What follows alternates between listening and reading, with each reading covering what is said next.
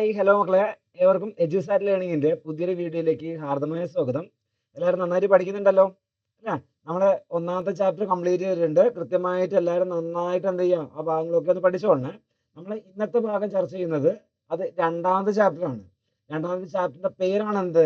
കാലാവസ്ഥാ മേഖലകളും കാലാവസ്ഥാ മാറ്റവും എന്ന രീതിയിൽ നമുക്ക് എന്ത് ചെയ്യാം, കൃത്യമായിട്ട് പരീക്ഷയിൽ വരുന്ന ഓരോ കാര്യങ്ങൾ എടുത്തെടുത്ത് പരിശോധിക്കാം കേട്ടോ. നിങ്ങൾ എന്ത് ചെയ്യരുത്, ഒരു പോയിന്റ് പോലും ഇതിൻ്റെ അകത്ത് വിട്ടുകളയാൻ പാടില്ല. അപ്പൊ ആദ്യം തന്നെ ഇതിൻ്റെ അകത്ത് മനസ്സിലാക്കി വെക്കേണ്ട കാര്യം, നമ്മൾ കാലാവസ്ഥ മേഖലകളെ കുറിച്ചാണ് പഠിക്കുന്നത്, അല്ലെങ്കിൽ ക്ലൈമറ്റിക് റീജിയനെ കുറിച്ചാണ് പഠിക്കുന്നത്. അപ്പൊ ആദ്യം എന്ത് മനസ്സിലാക്കണം? What is climatic region? കാലാവസ്ഥ മേഖലകൾ എന്ന് പറഞ്ഞാൽ എന്താണ് എന്നുള്ള കാര്യമാണ് നമ്മൾ ആദ്യത്തെ ഭാഗത്തിലൂടെ പരിചയപ്പെടുന്നത്. അപ്പൊ എന്തായിരിക്കും അവിടെ കിട്ടേണ്ട കാര്യം? അത് ഒരു മേഖലയായിരിക്കും അല്ലെ? അത് എങ്ങനെയുള്ള മേഖലയായിരിക്കും? സിമിലർ ക്ലൈമറ്റ് ഉള്ള മേഖലയായിരിക്കും അല്ലെ? സമാന കാലാവസ്ഥാ സവിശേഷതകൾ കാണപ്പെടുന്ന ആ പ്രദേശങ്ങളെയാണ് നമ്മൾ എന്ത് വിളിക്കുന്നത്? നമ്മൾ ക്ലൈമറ്റിക് റീജിയൻ അല്ലെങ്കിൽ കാലാവസ്ഥാ മേഖലകൾ എന്ന് വിളിക്കുന്നത്. സിമ്പിൾ ആയിട്ട് ആ കാര്യം മാത്രമേ ഇവിടെ ആലോചിച്ച് നോക്കേണ്ട ആവശ്യമുള്ളൂ. ഒരേ കാലാവസ്ഥ ആ രീതി കാണപ്പെടുന്ന പ്രദേശങ്ങളാണ് എന്ത്? സെയിം ക്ലൈമറ്റിക് റീജിയൻ എന്ന രീതിയിൽ എന്ത് വിളിക്കാം? നമുക്ക് ക്ലൈമറ്റ് റീജിയൻ അല്ലെങ്കിൽ കാലാവസ്ഥാ മേഖലകൾ എന്ന രീതിയിൽ വിളിക്കാം. സിമ്പിൾ ആണല്ലേ? നമുക്ക് ഓർത്ത് വെക്കേണ്ട കാര്യമൊന്നുമില്ല അതിൻ്റെ അകത്ത്. സിമിലർ ക്ലൈമറ്റ് അല്ലെങ്കിൽ സമാന കാലാവസ്ഥ സവിശേഷതകൾ ആ രീതിയിൽ അനുഭവപ്പെടുന്ന വലിയൊരു ഭൂപ്രദേശം. ഓക്കെ, അത് ഏതൊക്കെയാണെന്ന് പരിചയപ്പെടാം കേട്ടോ. നമുക്ക് നമുക്ക് അതിൻ്റെ അകത്ത് ആദ്യം തന്നെ മനസ്സിലാക്കി വെക്കേണ്ട കാര്യം, ഇത് എന്തിന്റെ അടിസ്ഥാനത്തിൽ നമ്മൾ കാലാവസ്ഥ മേഖലകൾ എന്ന് വിളിക്കുന്നത്? ആ മേഖലയെ കാലാവസ്ഥ മേഖലകൾ എന്ന് വിളിക്കാൻ കാരണം അവിടെ സെയിം ടെമ്പറേച്ചർ ഉണ്ടാവും. ഓക്കെ, അതേപോലെ തന്നെ പ്രസിപ്പിറ്റേഷൻ സെയിം ആയിരിക്കും, അല്ലെങ്കിൽ താപം, വർഷണം, ഈ കാര്യങ്ങളെല്ലാം ഏകദേശം തുല്യമായിട്ട് കിടക്കുന്ന പ്രദേശങ്ങളായിരിക്കും ഇത്തരം പ്രദേശങ്ങൾ, ഓരോ കാലാവസ്ഥ മേഖലകളും. ഓക്കെ, അങ്ങനെയാണ് കാലാവസ്ഥ മേഖലകൾ മനസ്സിലാക്കി വെക്കേണ്ടത്. അതായത് based on the fluctuation in the elements of whether such as temperature and precipitation, the world can be divided into different climate region. അങ്ങനെയാണ് കാലാവസ്ഥ മേഖല തരംതിരിക്കുന്നത്. എന്തിൻ്റെയൊക്കെ അടിസ്ഥാനത്തിൽ? താപത്തിന്റെയും വർഷണത്തിന്റെയും അടിസ്ഥാനത്തിൽ എന്ത് ചെയ്യുന്നു? ലോകത്തെ വിവിധ കാലാവസ്ഥ മേഖലകളാക്കി തരംതിരിക്കുന്നുണ്ട്. അപ്പൊ എന്ത് ചെയ്യുന്നു? നമ്മൾ ആ രീതിയിലുള്ള കാലാവസ്ഥ മേഖലകളിൽ 8ആയി തരംതിരിക്കുന്നുണ്ട്. അതിൽ 8 മേഖലകളിൽ 2 മേഖലകൾ നമുക്ക് എന്ത് ചെയ്യാനുണ്ട്? കൃത്യമായിട്ട് അടുത്ത 2 ചാപ്റ്റേഴ്സ് പഠിക്കാനുണ്ട്. അപ്പോൾ ഇവിടെ മെയിൻ ആയിട്ടുള്ള മേഖലകൾ 8 ഉണ്ടെന്ന് മനസ്സിലാക്കി വെക്കാം. ആ 8 മേഖലയിൽ ഒന്നാമത്തെ മേഖലയാണ് ഇക്വിറ്റോറിയൽ ക്ലൈമറ്റിക് റീജിയൻ, അല്ലെങ്കിൽ ഭൂമധ്യരേഖ കാലാവസ്ഥാ മേഖല എന്ന രീതിയിൽ വിളിക്കുന്നത്. അപ്പോൾ ഭൂമധ്യരേഖ കാലാവസ്ഥാ മേഖല, ഓക്കെ, അങ്ങനെയാണ് ഇതിന്റെ പേര്, ഭൂമധ്യരേഖ കാലാവസ്ഥാ മേഖല എന്ന് മനസ്സിലാക്കി വെക്കുക. അതിൽ ഭൂമധ്യരേഖ കാലാവസ്ഥാ മേഖല എന്ന് പറയുന്ന മേഖല ഇവിടെ മനസ്സിലാക്കി വെക്കണം. ഭൂമധ്യരേഖ എന്നുകൂടി വേണേ, ആദ്യം ഭൂമധ്യരേഖ എന്നുകൂടി വേണേ മക്കളെ. അപ്പൊ ഭൂമധ്യരേഖ കാലാവസ്ഥ മേഖല എന്നാണ് ഇതിന്റെ പേര്. അങ്ങനെയാണെങ്കിൽ അത് കിടക്കുന്നത് 10 ഡിഗ്രി നോർത്തേൺ ലാറ്റിറ്റ്യൂഡ്, അതേപോലെ തന്നെ സതേൺ ലാറ്റിറ്റ്യൂഡ്. എവിടെയാണെന്ന് ഞാൻ കാണിച്ചു തരാം കേട്ടോ, ചിത്രം വരച്ച് കാണിച്ചു തരാം. ഓക്കെ, ആ ഭാഗത്താണ് ആ മേഖല കിടക്കുന്നതെന്ന് മനസ്സിലാക്കി വെക്കുക. അതായത് നമ്മുടെ ഇക്വേറ്റർ ഇല്ലേ, ഭൂമധ്യരേഖയില്ലേ, ആ ഭൂമധ്യരേഖയ്ക്ക് തെക്കും വടക്കുമായിട്ട് 10 ഡിഗ്രി വടക്കൻ അക്ഷാംശത്തിനും തെക്കൻ അക്ഷാംശത്തിനും ഇടയിൽ എവിടെയാണെന്ന് നമുക്ക് നോക്കാമെന്ന്. ഇതാ പിക്ചറിലേക്ക് കിടക്കുകയാണ് ഞാൻ. പിക്ചർ ഇങ്ങനെയാണ് മനസ്സിലാക്കി വെക്കേണ്ടത്. കണ്ടോ, ഭൂമിയിൽ ആ മേഖല കിടക്കുന്ന മേഖല ഇതാ ഈ മേഖല കേട്ടോ, ഈ മേഖലയിലാണ് അത് കിടക്കുന്നത്. ആ ഷെയ്ഡ് ചെയ്തിരിക്കുന്ന ഭാഗം കണ്ടില്ലേ? ഓക്കെ, അവിടെയാണ് നിങ്ങൾക്ക് കാണാൻ പറ്റുന്നത് ഇക്വേറ്റർ ഒക്കെ കാണാൻ പറ്റുന്നത്, അല്ലെങ്കിൽ ഭൂമധ്യരേഖ. ഇതാ സെൻട്രലിലൂടെ കടന്നു പോകുന്ന ആ രേഖയാണ് ഏത്? ഇക്വേറ്റർ എന്ന് പറയുന്നത് കേട്ടോ. ആ ഇക്വേറ്ററിന്റെ മുകൾ ഭാഗത്തേക്ക് 10 ഡിഗ്രി അക്ഷാംശ രേഖയുണ്ട് അല്ലേ, 10 ഡിഗ്രി നോർത്തേൺ ലാറ്റിറ്റ്യൂഡ്, അല്ലെങ്കിൽ 10 ഡിഗ്രി വടക്കൻ അക്ഷാംശം എന്ന രീതിയിലുള്ള മേഖല. ഇതേപോലെ തന്നെ താഴോട്ടേക്ക് 10 ഡിഗ്രി തെക്കൻ അക്ഷാംശം, അല്ലെങ്കിൽ 10 ഡിഗ്രി സതേൺ ലാറ്റിറ്റ്യൂഡ് എന്ന രീതിയിൽ മനസ്സിലാക്കി വെക്കാം. അപ്പൊ ആ മേഖലകൾക്കിടയിലാണ് എന്ത് സ്ഥിതി ചെയ്യുന്നത്? ഇക്വിറ്റോറിയൽ മേഖല സ്ഥിതി ചെയ്യുന്നത്, അല്ലെങ്കിൽ ഭൂമധ്യരേഖ കാലാവസ്ഥാ മേഖല സ്ഥിതി ചെയ്യുന്നത്, അല്ലെങ്കിൽ ഇക്വിറ്റോറിയൽ ക്ലൈമറ്റിക് റീജിയൻ സ്ഥിതി ചെയ്യുന്നത്. മനസ്സിലായ മക്കളെ? സിമ്പിൾ അല്ലേ? ഇനി അടുത്തായിട്ട് ആ മേഖലയെ കുറിച്ച് നമുക്ക് ഒരു ചാപ്റ്ററിൽ ഡീറ്റെയിൽ ആയിട്ട് പഠിക്കാനുള്ളത്. പക്ഷെ പ്രധാനപ്പെട്ട സവിശേഷതകൾ എന്ത് ചെയ്യുന്നു? നമ്മൾ ഇവിടെ നിന്ന് എടുത്ത് പരിശോധിക്കുകയാണ്. നമ്മളൊരു കാര്യം പഠിച്ചിട്ടില്ലേ കഴിഞ്ഞ ക്ലാസ്സിൽ? നമ്മൾ പഠിച്ച കാര്യം, നമ്മുടെ ഭൂമിയിൽ സൂര്യപ്രകാശം ലംബമായി പതിക്കുന്ന സ്ഥലം, ഓക്കെ, സൺറൈസ് ആർ വെർട്ടിക്കലി എവിടെ കിട്ടുന്നുണ്ട്? നമ്മുടെ ഭൂമധ്യരേഖ ഇക്വേറ്റർ പ്രദേശത്ത് അല്ലെ, ഇവിടെ ഈ ഭാഗത്താണ് സൺറൈസ് വെർട്ടിക്കലി കിട്ടുന്നത് അല്ലെ. അപ്പൊ അവിടെ ചൂട് കൂടുതലായിരിക്കും എന്നുള്ള കാര്യം നിങ്ങൾക്ക് അറിയാലോ, ടെമ്പറേച്ചർ കൂടുതലായിരിക്കുമല്ലോ. അപ്പൊ അവിടെ കണക്ട് ചെയ്യേണ്ട ഒന്നാമത്തെ കാര്യം, അവിടെ ഹൈ ടെമ്പറേച്ചർ ആയിരിക്കും. ഹൈ ടെമ്പറേച്ചർ നമ്മുടെ സൂര്യപ്രകാശം ആ രീതി കിട്ടുന്നതുകൊണ്ട് തന്നെ. ഓക്കെ, അതുകൊണ്ട് തന്നെ ആ മേഖലയിൽ നല്ല ചൂട് കിട്ടുന്നതുകൊണ്ട് തന്നെ ഹൈ റെയിൻഫാൾ ഉണ്ടാവും കേട്ടോ. ഓക്കെ, അതായത് നല്ല ഉയർന്ന താപനിലയുണ്ടാവും, അതിൻ്റെ അടിസ്ഥാനത്തിൽ എന്തുണ്ടാവും, ഉയർന്ന തോതിലുള്ള മഴയുണ്ടാവും കേട്ടോ. ഇത് രണ്ടുമാണ് അവിടെയുള്ള മെയിൻ ആയിട്ടുള്ള സവിശേഷത എന്ന് പറയുന്നത്. നമുക്ക് ഓരോ മേഖലേൻ്റെ സവിശേഷത ഇങ്ങനെ എടുത്ത് പരിശോധിക്കാനുണ്ട്.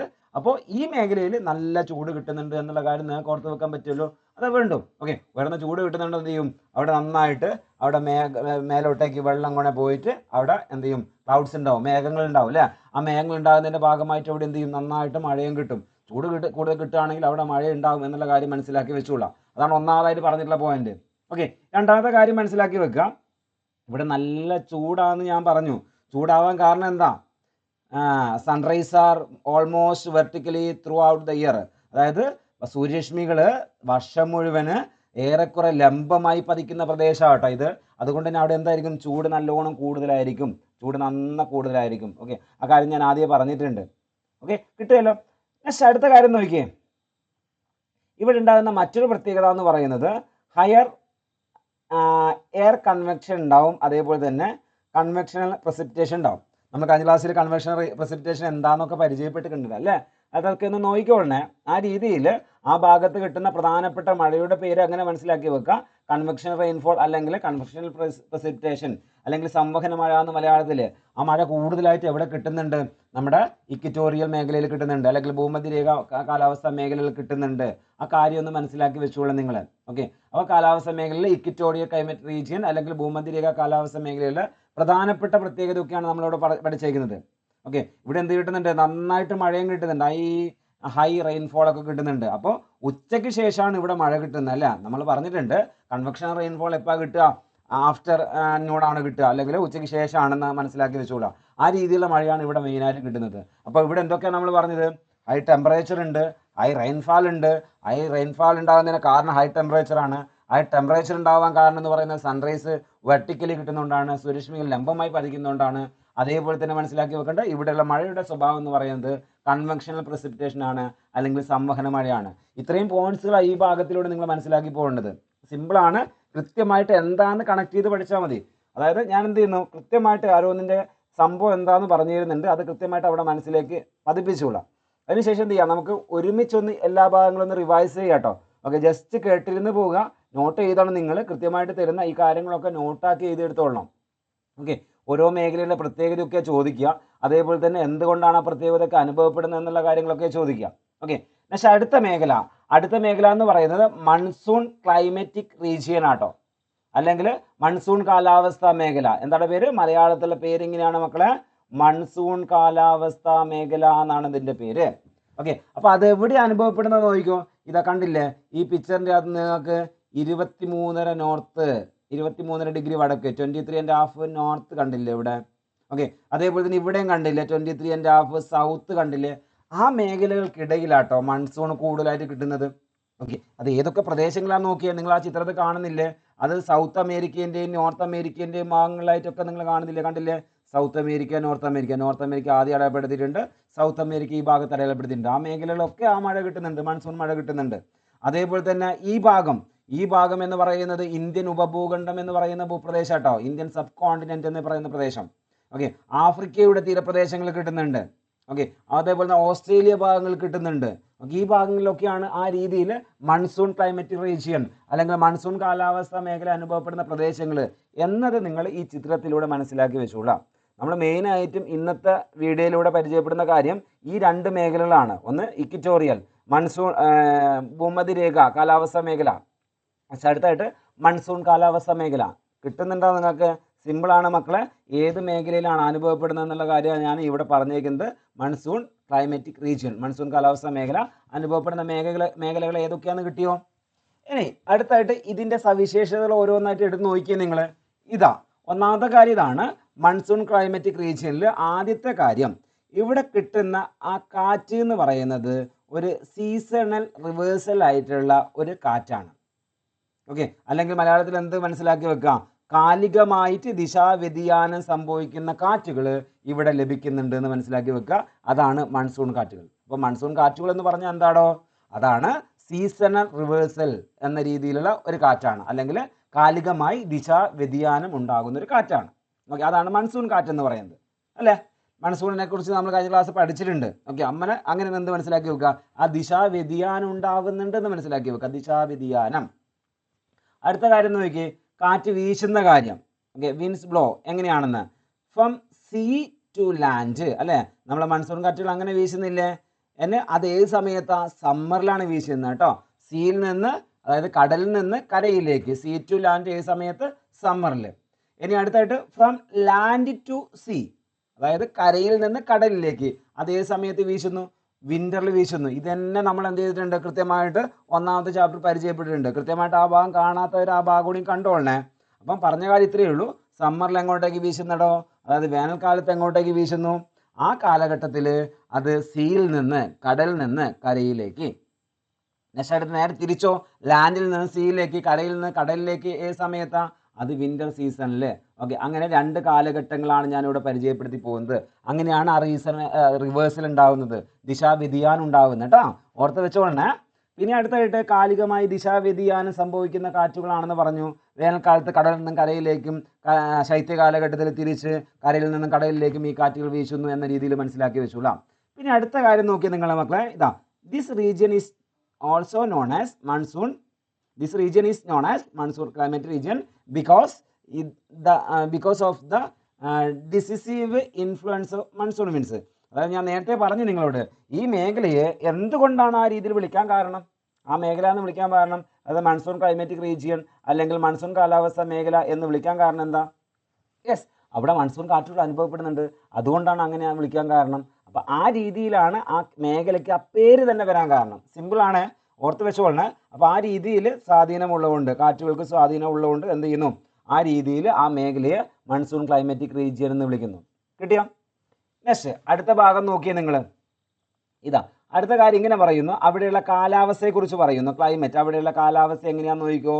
അവിടെയുള്ളത് ലോങ് ആൻഡ് ഹ്യൂമിഡ് സമ്മറാണ്. അതായത് എങ്ങനെയാ? ദീർഘവും ആർദ്രവും ദീർഘവുമായ വേനൽക്കാലം. ഓക്കെ, അപ്പോൾ എങ്ങനെയാണ് ഉണ്ടാകുന്നത്? ലോങ് ആൻഡ് ഹ്യൂമിഡ് സമ്മറാണ്. ഇനി അടുത്തായിട്ട് അവിടെയുള്ള ശൈത്യ കാലഘട്ടം എങ്ങനെയാ? വിന്റർ സീസൺ എങ്ങനെയാ നോക്കി? ഷോർട്ട് ഡ്രൈ ആണ്. ഓക്കെ, വരണ്ടതാണ്, ഹ്രസ്വമാണ്, ശൈത്യം. ഓക്കെ, വേനൽക്കാലം. ഓക്കെ, വേനൽക്കാലഘട്ടത്തിൽ എന്തുണ്ടാവിടോ? അതായത് സമ്മർ സീസണിൽ എന്തുണ്ടാവും? നല്ല ചൂടുണ്ടാവില്ലേ? അപ്പോൾ അവിടെ എന്തുണ്ടാവും? ചൂടുണ്ടാകുന്ന സമയത്ത് എന്തായാലും ഹ്യൂമിഡിറ്റി ഉണ്ടാവൂലേ, ആർദ്രത ഉണ്ടാവൂലേ, അന്തരീക്ഷത്തിൽ ജലം ഉണ്ടാവില്ലേ? അത് ആലോചിച്ച് വെച്ചാൽ മതി. സിമ്പിൾ. ഓക്കെ, അപ്പോൾ സമ്മറിൽ എന്തുണ്ടാവും എന്ന് വിചാരിച്ച് വെച്ചുള്ള ഹ്യൂമിഡിറ്റി ഉണ്ടാവും. ഓക്കെ, അല്ലെങ്കിൽ ആർദ്രത ഉണ്ടാവും. പക്ഷെ അതൊരു വേനൽക്കാലം ദീർഘമായിരിക്കും. ഓക്കെ, അതേപോലെ തന്നെ എന്തായിരിക്കും? ശൈത്യകാലം ചെറുതായിരിക്കും. ഇങ്ങനെയാണ് അവിടെയുള്ള കാലാവസ്ഥയിലെ മെയിൻ ആയിട്ടുള്ള പ്രത്യേകത.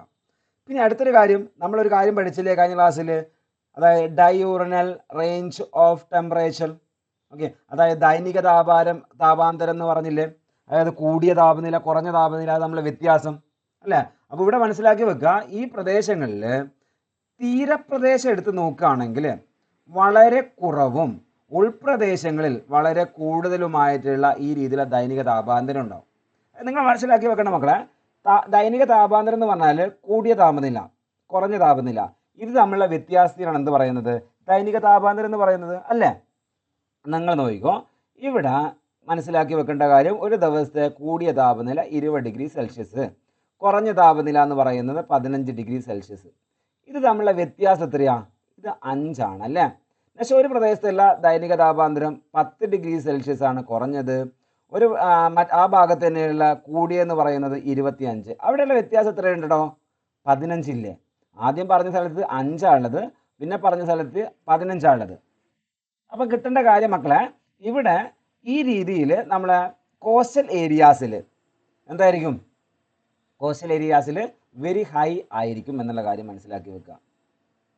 വെരി ലോ ആയിരിക്കും, വളരെ കുറഞ്ഞതായിരിക്കും. ഡയൂറനൽ റേഞ്ച് എങ്ങനെയായിരിക്കും? വെരി ലോ ആയിരിക്കും, വളരെ കുറഞ്ഞ രീതിയിലാണ് എന്തുണ്ടാവുക? ദൈനിക താപാന്തരം എവിടെ ഉണ്ടാവുക? തീരപ്രദേശങ്ങളിൽ ഉണ്ടാവുക. ഓക്കെ, ഉൾപ്രദേശങ്ങളിലാണെങ്കിലോ ഓക്കെ, കുറച്ച് ഇൻറ്റീരിയസിലേക്ക് ചെന്ന് കഴിഞ്ഞാൽ അവിടെ എന്തായിരിക്കും? കൂടുതലായിട്ട് വ്യത്യാസം ഉണ്ടാവുമെന്ന് മനസ്സിലാക്കി വെക്കുക. ഓക്കെ, ദൈനിക താപാന്തര ഡയൂറനൽ റേഞ്ച് തീരപ്രദേശങ്ങളിലും ഉൾപ്രദേശങ്ങളിലും വ്യത്യാസപ്പെടുന്നുണ്ട് എന്നുള്ള കാര്യം ഇവിടെ പറയുന്നുള്ളൂ. ഓക്കെ, അങ്ങനെ രണ്ട് കാര്യങ്ങൾ ക്ലൈമറ്റുമായിട്ട് ബന്ധപ്പെട്ട്, കാലാവസ്ഥയായിട്ട് ബന്ധപ്പെട്ട് മനസ്സിലാക്കി വെച്ചോളണേ. പക്ഷേ അടുത്ത കാര്യം നോക്കിക്കോ നിങ്ങൾ. അവിടെയുള്ള പ്രധാനപ്പെട്ട മറ്റുള്ള പ്രത്യേകത, അവിടെ മനസ്സിലാക്കി വെക്കേണ്ട അടുത്ത കാര്യം, അവിടെ മഴയിൽ എന്ത് ചെയ്യാറുണ്ട്, വ്യത്യാസപ്പെടാറുണ്ട്. ഓക്കെ, അതായത് ഇവിടെ ഉണ്ടാകുന്ന റെയിൻഫോൾ ഡിസ്ട്രിബ്യൂഷനിൽ അത് വ്യത്യാസങ്ങൾ ഉണ്ടാകും എന്നുള്ള കാര്യം മനസ്സിലാക്കി വെക്കുക. ഓക്കെ, കാര്യം എന്താണെന്ന് ചോദിച്ചു കഴിഞ്ഞാൽ അവിടെ ഓരോ സ്ഥലത്തും ഓരോ ഫിസിയോഗ്രഫി അല്ലേ ഉണ്ടാവുക, ഓരോ ഭൂപ്രകൃതി അല്ലേ ഉണ്ടാകുക മക്കളെ, അല്ലേ? ഓരോ പ്രദേശത്ത് ഓരോ കാറ്റിൻ്റെ ദിശ ഉണ്ടാവുക, ഡയറക്ഷൻ ഓഫ് വിൻഡ്. ഓക്കെ, അതേപോലെ തന്നെ സമുദ്രത്തിൽ നിന്നുള്ള അകലം അല്ലെങ്കിൽ തീരപ്രദേശത്ത് നിന്നുള്ള അകലം. ഓക്കെ, ആ രീതിയിൽ വ്യത്യാസപ്പെടുന്നതിനനുസരിച്ച് എന്ത് ചെയ്യാം, അവിടെ ആ മഴ കിട്ടുന്നതിൻ്റെ അളവിലും വ്യത്യാസങ്ങൾ ഉണ്ടാവാം. അപ്പോൾ പറഞ്ഞ കാര്യം ഇതാണ്, depending on the factors like physiography, direction of wind and distance from the cost, rainfall distribution also varies in the monsoon season. അതായത് സാധാരണ രീതിയിൽ ആ രീതിയിലുള്ള വ്യത്യാസം എല്ലാ സ്ഥലത്തും ഉണ്ടാവും. ഈ രീതിയിൽ മൺസൂൺ റീജിയനിലും എന്തുണ്ടാവുന്നുണ്ട്, കൃത്യമായിട്ട് വ്യത്യാസങ്ങൾ ഉണ്ടാവുന്നുണ്ട് എന്നുള്ള കാര്യം പറഞ്ഞു പോയിരിക്കുന്നത് കേട്ടോ. കിട്ടിയോ? പക്ഷെ അടുത്ത കാര്യം നോക്കിയാൽ നിങ്ങൾ, ഇവിടെ മഴ കിട്ടുന്നത്, ഓക്കെ, അവിടെ റെയിൻഫോൾ എന്ന് പറയുന്നത് ചില സ്ഥലങ്ങളിൽ 50 സെൻറ്റിമീറ്റർ ആവാറുണ്ട് കേട്ടോ. ഇനി അതേപോലെ തന്നെ 1000 സെൻറ്റിമീറ്ററുള്ള സ്ഥലങ്ങളുണ്ട് കേട്ടോ. ഓക്കെ, അങ്ങനെ 2 പ്രദേശങ്ങളൊക്കെ ഈ ഭാഗത്തുണ്ട്. കൂടുതൽ കിട്ടുന്ന പ്രദേശങ്ങളുണ്ട്, കുറഞ്ഞു കിട്ടുന്ന പ്രദേശങ്ങളുണ്ട്. ആ കിട്ടാൻ കാരണമാകുന്ന എന്തൊക്കെയാണ്, അവിടെയുള്ള ഫിസിയോഗ്രഫി, ഭൂപ്രകൃതി കാരണമാകുന്നുണ്ട്, ഡയറക്ഷൻ ഓഫ് വിൻഡ്, കാറ്റിൻ്റെ ദിശ കാരണമാകുന്നുണ്ട്, ഡിസ്റ്റൻസ് ഫ്രം ദ കോസ്റ്റ്, തീരപ്രദേശത്ത് നിന്നുള്ള അകലം കാരണമാകുന്നുണ്ട്. ഇങ്ങനെ പല കാരണങ്ങൾ എന്ത് ചെയ്യുന്നുണ്ട്, ആ രീതിയിലുള്ള മഴ ഏറാനും കുറയാനും കാരണമാകുന്നുണ്ട് എന്നൊരു ഫാക്റ്റ് അവിടെ മനസ്സിലാക്കി വെക്കുക. അവിടെ നല്ലോണം മഴയൊന്നും കിട്ടുന്നതെന്ന് പറയാൻ പറ്റില്ല. 50 മുതൽ 1000 സെൻറ്റിമീറ്റർ വരെ മഴ കിട്ടുന്ന സ്ഥലങ്ങളൊക്കെ ഉണ്ട്. 50 ഉണ്ട്, 1000 ഉണ്ട്, അങ്ങനെയൊക്കെയാണ് ഇവിടെ മനസ്സിലാക്കി വെച്ച് പോകേണ്ടത്. ഈ ഭാഗത്തിലൂടെ അത്രയും കാര്യങ്ങൾ നിങ്ങൾ മനസ്സിലാക്കി പതിഞ്ഞോളണം. ഓക്കെ, അതാണ് ഈ ഭാഗത്തിലൂടെ ഞാൻ പറഞ്ഞു പോകുന്നത്. കൃത്യമായിട്ട് മഴയിലുണ്ടാകുന്ന ആ വേരിയേഷൻ ഉണ്ടാകുന്ന കാരണങ്ങൾ എന്തൊക്കെയെന്നുള്ള കാര്യമാണ് അവിടെ പറഞ്ഞേക്കുന്നത്. ഓക്കെ, പക്ഷേ അടുത്ത കാര്യം മനസ്സിലാക്കി വെക്കേണ്ടത്, അടുത്ത ഇവിടെയുള്ള പ്രധാനപ്പെട്ട വനമായിട്ട് ബന്ധപ്പെട്ട കാര്യങ്ങൾ. എങ്ങനെയുള്ള വനമാണ് ഇവിടെ കാണപ്പെടുന്നത്, ഇവിടെയുള്ള ഫോറസ്റ്റ് എങ്ങനെയാണെന്നുള്ള കാര്യമാണ് ഇവിടെ മനസ്സിലാക്കി വെക്കേണ്ടത്, അല്ലെങ്കിൽ വെജിറ്റേഷൻ എങ്ങനെയാണെന്നുള്ള കാര്യമാണ് ഇവിടെ നിങ്ങൾ മനസ്സിലാക്കി വെക്കേണ്ടത്. ഓക്കെ, അവിടെ മനസ്സിലാക്കി വെക്കേണ്ടത്, ഇവിടെ എന്ത് ചെയ്യുന്നുണ്ടെന്ന് ചോദിച്ചു കഴിഞ്ഞാൽ ലക്ഷൂറിയൻ്റ് ഗ്രോത്ത് ഓഫ് വെജിറ്റേഷൻ ഉണ്ടാവുന്നുണ്ട്. ഓക്കെ, അതെന്തുകൊണ്ടാണെന്ന് ചോദിച്ചു കഴിഞ്ഞാൽ high temperature and rainfall. Okay, അത് തന്നെയാണ് ഇവിടെ മെയിനായിട്ടും അത്രത്തോളം എന്തുണ്ടാക്കുന്നത്, അത്രത്തോളം വനങ്ങൾ ഉണ്ടാക്കുന്നത്. അതായത് മലയാളത്തിൽ പറയുകയാണെങ്കിൽ ഇവിടെ എന്ത് ചെയ്യുന്നുണ്ട്, ഇടതൂർന്ന് വളരുന്ന സസ്യജാലങ്ങൾ കാണപ്പെടുന്നുണ്ട്. ഓക്കെ, അതേപോലെ തന്നെ വനങ്ങൾ എന്ത് ചെയ്യുന്നുണ്ട്, നിബിഡമാകുന്നുണ്ട്. ഈ നിബിഡമാകാൻ അല്ലെങ്കിൽ ഇടതൂർന്ന് വളരാൻ, ഓക്കെ, അങ്ങനെയുള്ള സസ്യജാലങ്ങളൊക്കെ കാണപ്പെടാൻ കാരണം എന്താണെന്ന് ചോദിച്ചു കഴിഞ്ഞാൽ ഇവിടെയുള്ള താപനില, ഓക്കെ, അല്ലെങ്കിൽ ടെമ്പറേച്ചർ, ഹൈ ടെമ്പറേച്ചർ ആണ്. അതേപോലെ തന്നെ മഴ ലഭ്യത. ഓക്കെ, ഈ 2 കാരണം നിമിത്തമാണ് ഇവിടെ എന്ത് ചെയ്യുന്നത്, നന്നായിട്ട് വനങ്ങൾ വളരുന്നത് കേട്ടോ. നല്ല വനങ്ങൾ വളരുന്ന പ്രദേശമാണ്. പിന്നെ അടുത്തായിട്ട് ഇവിടെ കാണപ്പെടുന്ന സസ്യങ്ങളുടെ പേരൊന്ന് മനസ്സിലാക്കി വെക്കുക, എവർഗ്രീൻ ആണ്. ഓക്കെ, അതേപോലെ തന്നെ ഡിസൈഡിയസ് ട്രീസ് ആണ്. ഓക്കെ, എന്ന് പറഞ്ഞാൽ അതിൻ്റെ പേര് മലയാളത്തിലെ മക്കളെ, ഈ മേഖലയിൽ നിത്യഹരിത വനങ്ങൾ കാണപ്പെടുന്നുണ്ട്. അതായത് എവർഗ്രീൻ എന്ന് പറഞ്ഞാൽ എന്താ, എവർഗ്രീൻ എന്ന് പറഞ്ഞു കഴിഞ്ഞാൽ എപ്പോഴും ആ പച്ചപ്പൊക്കെയുള്ള വനങ്ങളില്ലേ, അതിനാട്ടോ എവർഗ്രീൻ എന്ന് പറയുന്നത്. അങ്ങനെയുള്ള വനങ്ങൾ ഇവിടെ കാണപ്പെടുന്നുണ്ട്, നല്ല ഇടതൂർന്ന് കിടക്കുന്ന ആ രീതിയിലുള്ള വനങ്ങൾ. മാത്രമല്ല ചെറിയ രീതിയിൽ എന്തും കാണപ്പെടുന്നുണ്ട്, നമ്മളെ ഇലപൊഴിയും വനങ്ങൾ അല്ലെങ്കിൽ ഡിസൈഡിയസ് ഫോറസ്റ്റ്.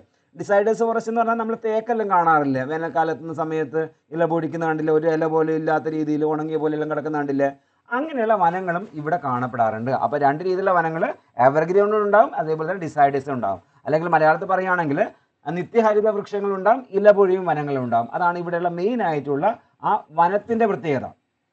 ഓക്കെ, പിന്നെ കൂടുതലായിട്ട് കാണപ്പെടുന്നത്, അതായത് ഇവിടെ കൂടുതലായിട്ട് മോർ കോമൺ ആയിട്ട് കാണപ്പെടുന്നത് ഡിസൈഡസ് ട്രീസ് ആണ്. അതായത് ഇലപൊഴിയും കാടുകളാണ് ഇവിടെ കൂടുതലായി കാണപ്പെടുന്നത് എന്നുള്ള കാര്യം മനസ്സിലാക്കി വെക്കുക. കൂടുതലായി കാണപ്പെടുന്നത്, കൂടുതൽ വ്യാപകമായി കാണപ്പെടുന്നത് ഇലപൊഴിയും കാടുകളാണ്. അടുത്ത കാര്യം നോക്കിയാൽ നിങ്ങൾ, അടുത്ത കാര്യം ഇങ്ങനെ മനസ്സിലാക്കി വെക്കാം,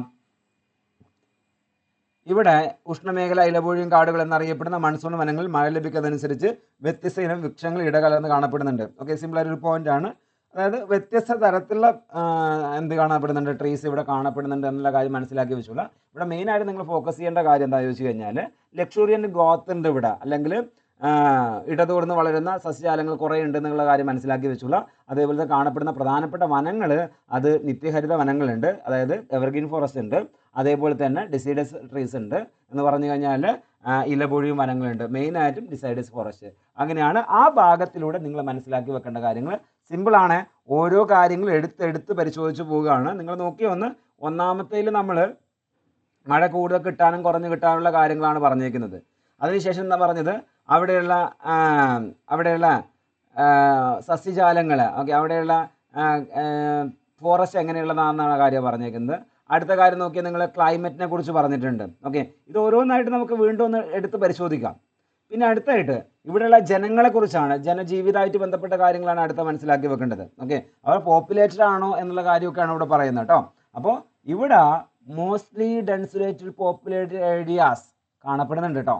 ഓക്കെ, അതായത് ജനസാന്ദ്രത, ഡെൻസിലി പോപ്പുലേറ്റഡ് എന്ന് പറഞ്ഞാൽ ജനസാന്ദ്രത അല്ല, ആ ജനസാന്ദ്രത കാണപ്പെടുന്ന പ്രധാന പ്രദേശങ്ങളിൽ ഒന്നാണ് ഏത്, മൺസൂൺ മേഖല.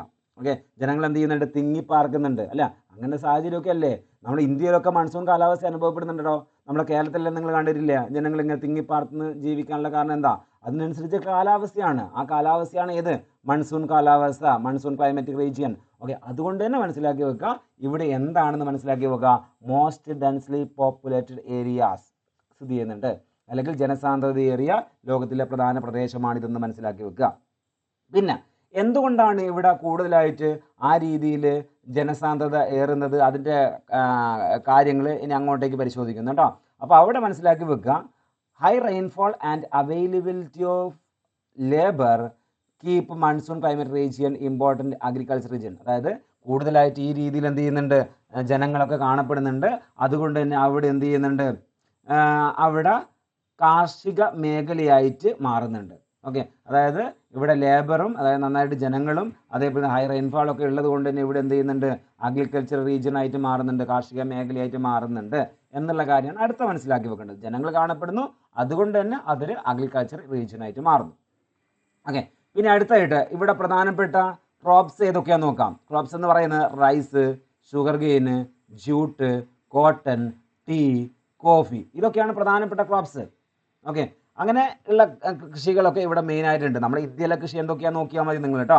അതായത് ഈ ഭാഗത്തുള്ള പ്രധാനപ്പെട്ട കൃഷിയാണ് ഏത്, നെല്ല്, കരിമ്പ്, ചണം, പരുത്തി, തേയില, കാപ്പി.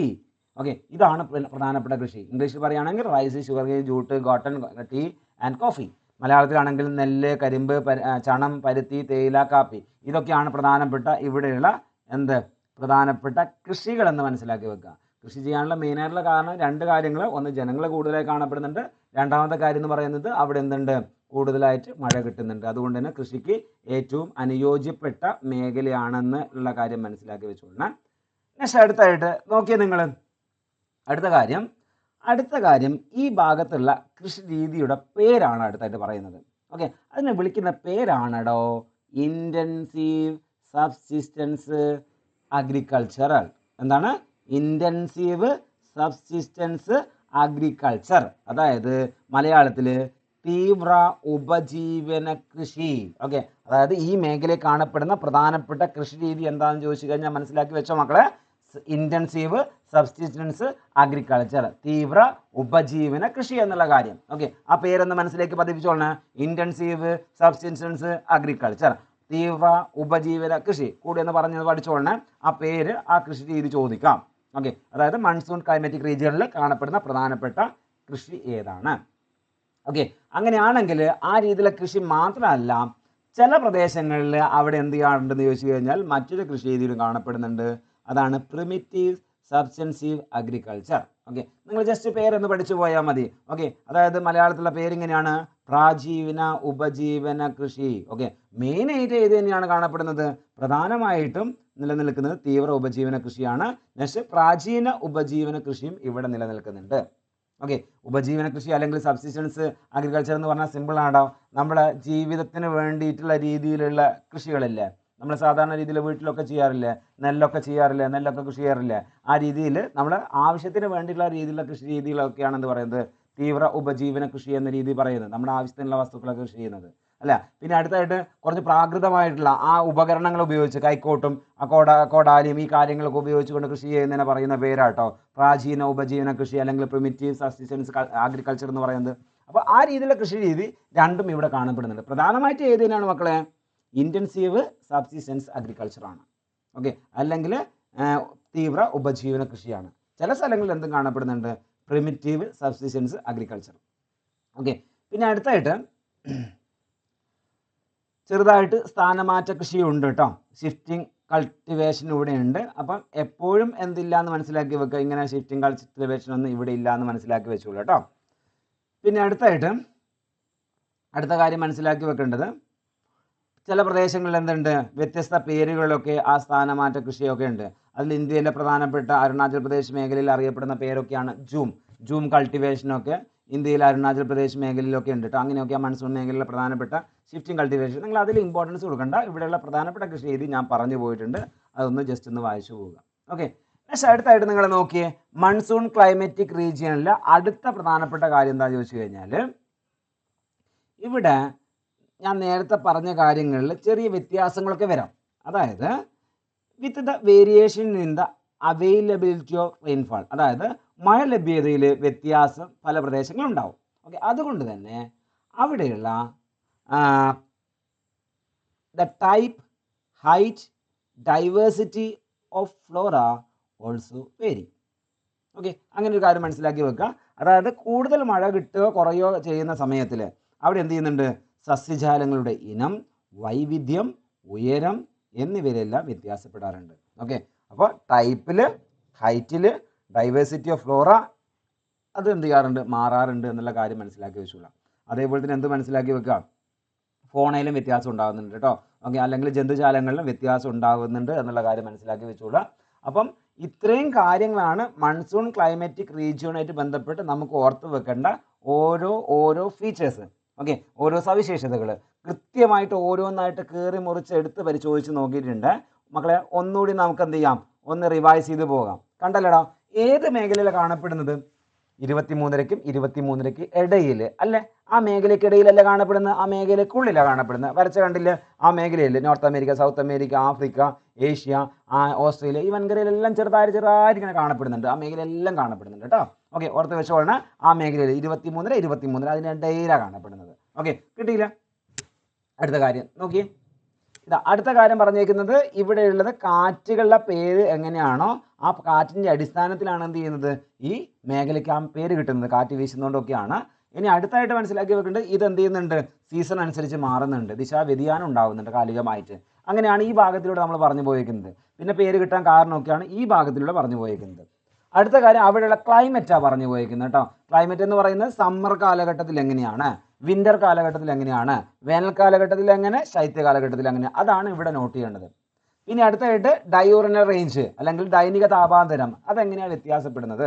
ഓക്കെ, ആ കാര്യം പറഞ്ഞു തന്നിട്ടുണ്ട്. ഓക്കെ, ഡയോറിനൽ റേഞ്ച് എവിടെ കൂടുതലായിരിക്കും, കൂടുതലെന്ന് പറയുന്നത് ഇന്റീരിയേഴ്സിലായിരിക്കും, ഉൾപ്രദേശങ്ങൾ കൂടുതലായിരിക്കും. ഓക്കെ, കോസ്റ്റൽ ഏരിയസിൽ എങ്ങനെയായിരിക്കും, കോസ്റ്റൽ ഏരിയസിൽ വെരി ലോ ആയിരിക്കും. ഓക്കെ, അതായത് 5-15 എന്ന രീതിയിൽ വ്യത്യാസം ഉണ്ടെങ്കിൽ അവിടെ മനസ്സിലാക്കി വെക്കേണ്ടത് 5 എവിടെ, കോസ്റ്റൽ ഏരിയാസിൽ, 15 എവിടെ, 15 ഇന്റീരിയേഴ്സിൽ അല്ലെങ്കിൽ ഉൾപ്രദേശങ്ങളിൽ.